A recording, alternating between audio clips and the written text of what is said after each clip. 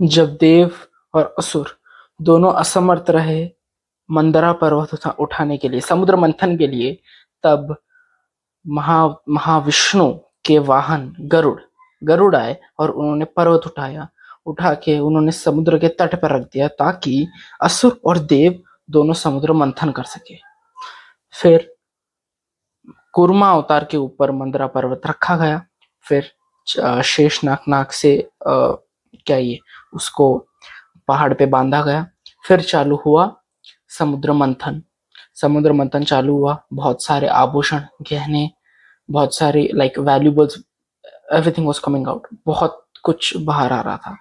फिर एक समय ऐसा आया जब निकला हलाहल विष। हलाहल विष बाहर निकला। हलाहल विष से देव असुर दोनों मरने लगे। एक्चुअली मरने लगे, वो ऐसा जहर था, अगर ये जहर है, अगर आपने उसको टच भी कर लिया तो मर जाओगे। इतना खतरनाक जहर था हलाहल विष। उस विष से एक असुर जिसका नाम था कली, वो like he was totally dead. वो अपनी आखिरी सांसें ले रहा था। वो पूरा एक बेजान शरीर उसका समुद्र के तट पे पड़ा हुआ था।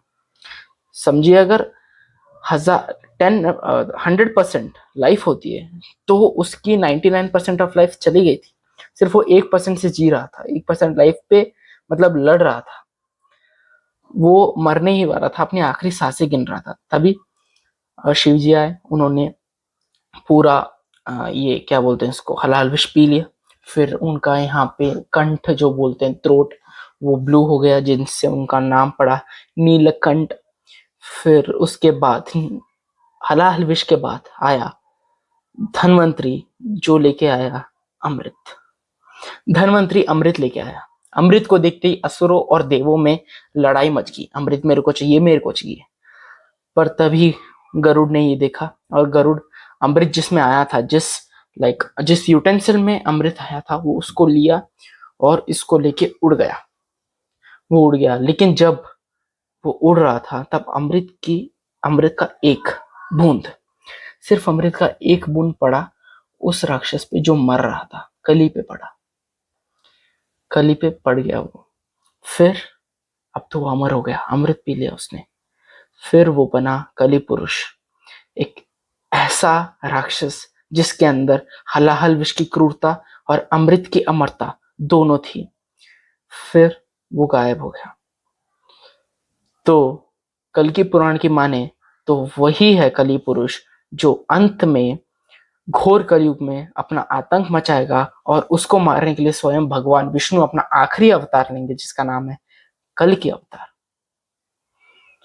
कल के अवतार सामने आएगा और कली पुरुष को मार गिराएगा। कहते हैं कि कली पुरुष रावण से 100 गुना ज्यादा ताकतवर होगा।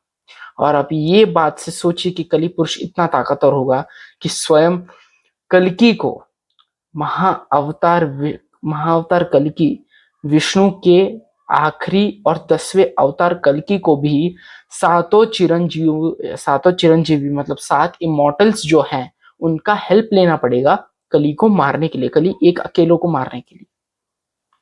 सोचिए कि कली कितना ताकतवर होने वाला है।